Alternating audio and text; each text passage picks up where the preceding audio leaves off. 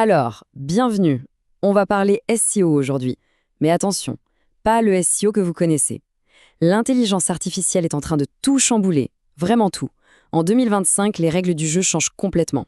Et ce qu'on va voir ensemble, c'est justement le guide de survie pour ne pas disparaître dans ce nouvel écosystème. Oui, la question est un peu provocatrice, je sais. Votre site web est-il sur le point de devenir invisible? Mais le risque est là, il est bien réel. Pensez-y, les moteurs de recherche comme Google sont en train d'intégrer des IA qui donnent la réponse directement. Plus besoin de cliquer.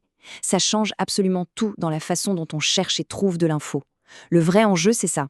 Comment fait-on pour ne pas se faire complètement effacer du paysage? Ok, pour s'y retrouver, voilà le programme. D'abord, on va décrypter cette fameuse révolution de la recherche par l'IA. Ensuite, on verra les nouvelles règles pour le contenu et les bases techniques qui sont devenues indispensables. On parlera aussi de comment mesurer le succès maintenant. Et pour finir, on verra les erreurs à ne surtout pas faire et quelques astuces pour vraiment avoir une longueur d'avance. Allez, on attaque avec la première partie, la révolution de la recherche par l'IA. Et là, on va voir pourquoi tout ce qu'on pensait savoir sur la recherche est en train de voler en éclats. Alors, ce grand bouleversement, ça porte un nom. SGE pour Search Generative Experience. Qu'est-ce que ça veut dire concrètement? Eh bien, c'est simple. L'IA ne se contente plus de vous donner une liste de liens. Non, non. Elle lit les pages, elle comprend le sujet et elle vous crée une réponse sur mesure directement dans la page de résultats. Et ça nous amène à ce qu'on appelle l'ère du zéro clic. L'utilisateur a sa réponse et il n'a même plus besoin de venir sur un site. Vous voyez le problème? Et ce n'est pas de la théorie, hein. Regardez la différence. Avant, on tapait des mots-clés un peu comme des robots. Meilleur outil IA, point. Aujourd'hui, on pose de vraies questions, comme si on parlait à quelqu'un. Dis-moi, quel est le meilleur outil d'IA pour automatiser des tâches en entreprise en 2025? Vous voyez, les moteurs ne cherchent plus juste des mots. Ils essaient de comprendre l'intention, le vrai besoin derrière la question, pour donner la meilleure réponse possible. Bon, deuxième point, les nouvelles règles du contenu. Parce que face à ça, la question c'est comment on s'adapte? Comment crée-t-on du contenu que l'IA va non seulement comprendre, mais qu'elle va avoir envie de mettre en avant? Alors voilà ce qui change. Les critères de qualité sont plus exigeants. Vous avez peut-être déjà entendu parler de l'EAET, ça veut dire expérience, expertise, autorité et fiabilité. Eh bien, ce concept devient la pierre angulaire de tout. L'IA doit avoir une confiance aveugle dans ce que vous écrivez pour oser le citer. Et pour l'aider à avoir confiance, les données structurées, c'est un peu comme lui donner votre carte de visite en lui présentant les infos de façon super claire et organisée. Pensez-y comme ça. Pour que l'IA puisse piocher facilement les infos sur votre page, il faut que tout soit hyper bien rangé. La structure doit être impeccable. Des titres bien hiérarchisés, des paragraphes courts, des listes à puces pour résumer. C'est comme lui préparer un buffet où elle n'a plus qu'à se servir. Plus c'est simple pour elle, plus elle a de chances d'utiliser votre contenu. Mais attention, voilà le point le plus important. On pourrait être tenté de n'écrire que pour les robots, que pour l'IA. Grosse erreur.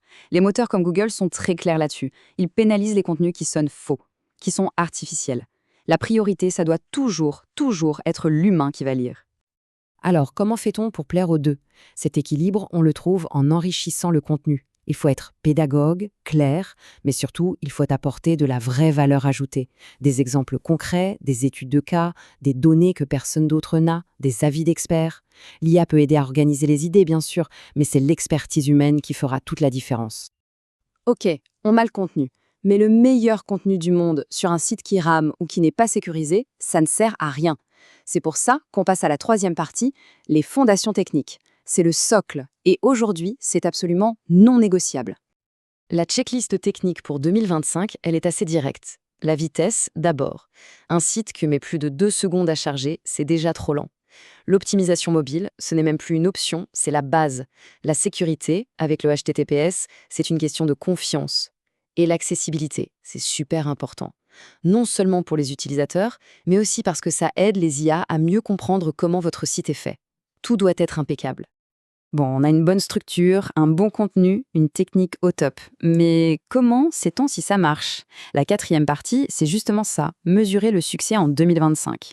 Parce que les anciennes métriques, comme juste regarder le trafic, c'est un peu comme conduire en ne regardant que dans le rétroviseur. Les indicateurs à surveiller ont changé. La vraie question maintenant, c'est est-ce que j'apparais dans les réponses générées par l'IA? Est-ce que ma marque est citée? Est-ce qu'on reprend des bouts de mon contenu? Il faut aussi regarder de près l'impact de ces fameuses recherches zéro clic. C'est ça, la nouvelle mesure de la performance. Alors, pour résumer tout ça, voilà une checklist concrète pour 2025. C'est une sorte de plan d'action.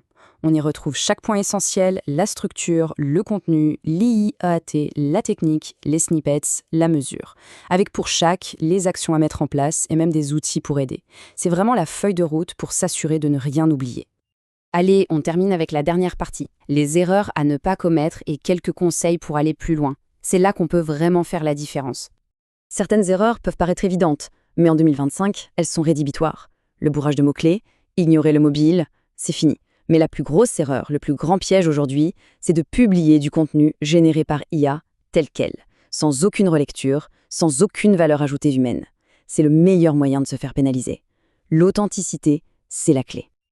Et maintenant, pour ceux qui veulent vraiment prendre une longueur d'avance, il faut presque se mettre dans la tête de l'IA, c'est-à-dire créer du contenu qui répond directement aux questions en phrases complètes. Pensez aussi aux assistants vocaux, comme Alexa ou Google Assistant. Et le top du top, c'est de développer son propre petit moteur d'IA sur son site, avec des technologies comme le RAG. En gros, ça permet à une IA de répondre aux questions des visiteurs en utilisant uniquement votre contenu. Là, on entre vraiment dans une autre dimension. Finalement, le plus important, c'est de changer notre façon de voir les choses. L'IA, ce n'est pas un obstacle. C'est un levier, un outil incroyablement puissant pour renforcer sa visibilité et son autorité. Si on adapte sa stratégie, ce qui ressemble à un défi aujourd'hui peut devenir une opportunité incroyable demain. La vraie question à se poser, c'est celle-là. Dans ce nouveau monde de la recherche, est-ce que votre contenu sera la source que l'IA cite ou est-ce qu'il finira noyé, oublié au fin fond de ses données d'entraînement ?